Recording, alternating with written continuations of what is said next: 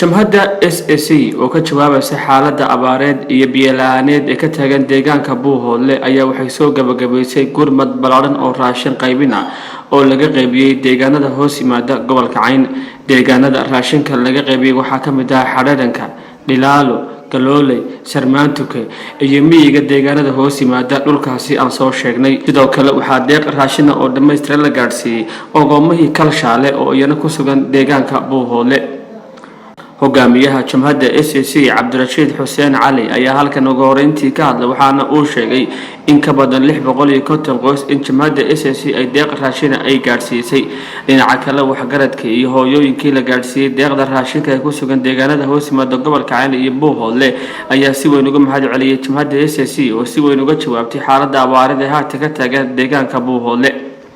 alxamdulillaah rabbil caalamiin wasalaatu wasalaamu calaa rasuulillaah. gabagaboobay barnaamij mucaawimo ah oo lagu taageerayay dadkii abaaruhu ay saameeyeen iyadoo goobo fara badan laga bixiyay. goobahaasoo ay ka mid tahay magaalooyinka sida Dhilaalo, Sarmaan, waxa weeye meel miyiyo ah, Xadhadanka, Buuhoodle, Dhaangalool, jabhadda SSC.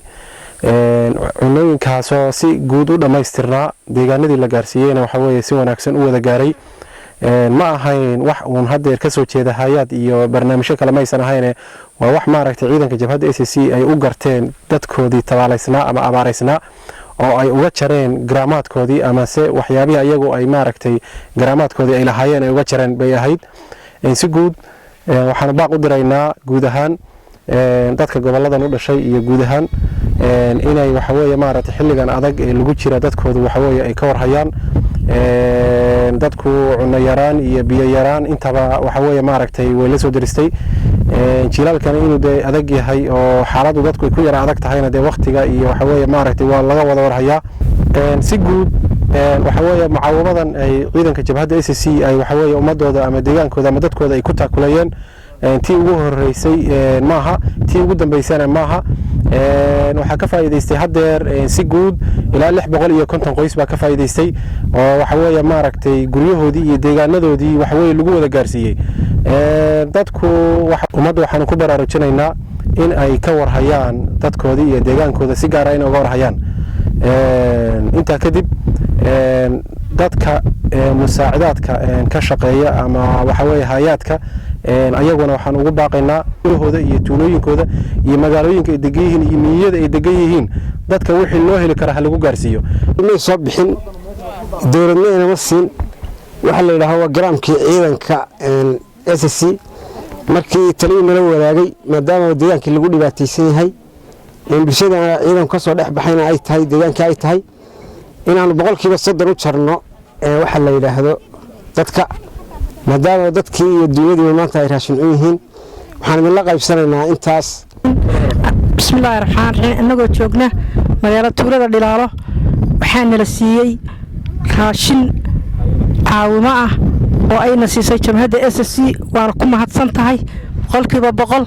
marka aad iyo aad baan ugu mahadinaynaa.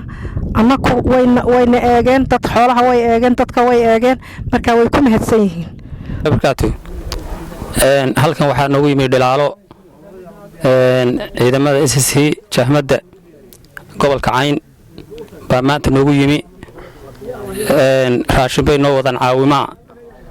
raashinkaasi raashin ay meel kale ka keeneen ama jaalid bixisay ama ay meel kale ka keeneen maaha.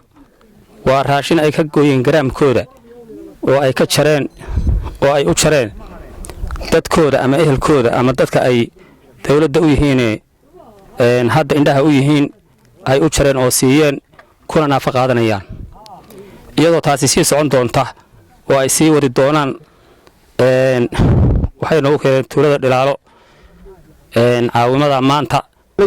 aqalkii baan ahay Galooley haddii alla ka dhigo ciidamada wax noo keenay iyo dawladda iyo asasiinta waxaan ilaahay ka mahadnaqaynaa in ilaahay abaalgud uga celiya waxa ay noo keenay.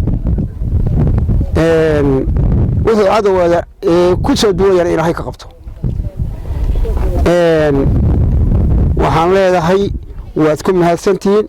loogu mudnayn Buntland baanaan ka wax ka qaadan oo joogin oo ciidan kala hayn Soomaaliland baanaan kala hayn ciidaanu kala lahayn ma jirto SSC baanu waa reer Buuhoodle waa SSC magaaladu deegaanka xaaladka waxaa hareerahayga taagan saraakiisha ciidanka SSC waxaan soo gaarsiinay deeq raashin oo ka kooban 50 qoys markay arkeen jamhadda dib u xoreynta SSC duruufaha dalka ka jira iyo abaaraha aad iyo aad baan ugu mahadnaqanaa jamhadda waa jamhadeennii ma aha jamhad meel kale laga soo waariday waa dadkeennii waa inamadeenii waxaan u mahadnaqayaa gudoomiyaha jamhadda SSC Cabdi Xuseen Cali oo runtii indhaha ku haya dadkiisa haddaanu nahay mas'uuliyiinta reer Khaatumo ama SSC waxaan u taagannahay dadka iyaga saan u ogaana baahidooda iyo daatooyinkooda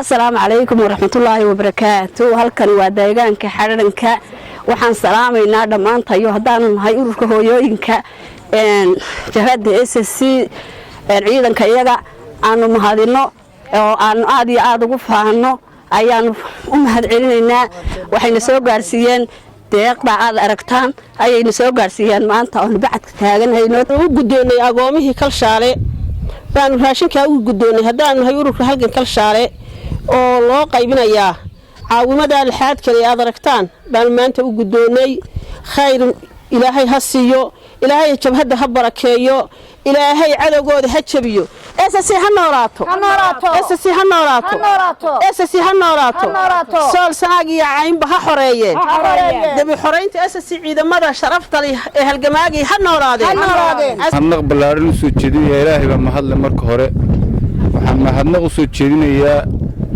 SSC oo tallaabadii ugu muhiimsanayd deegaanka Sarmaantuka ee macnaha caawimada dadka tabaaraysan macnaha ka qaadatay maanta baan marka koowaad iyo marka labaad mahadnaq u soo jeedinayaa waa mahadsan tahay jabhadda SSC xilligan oo loo yahay in xilli abaaraad ballaaran lagu jiro waxay maanta macnaha goobjoog u nahay inay deegaanka Sarmaantuka SSC macnaha ka geysatay waxtar ballaaran oo caawimo dadka tabaaraysan ama dadka danyarta ay u geysatay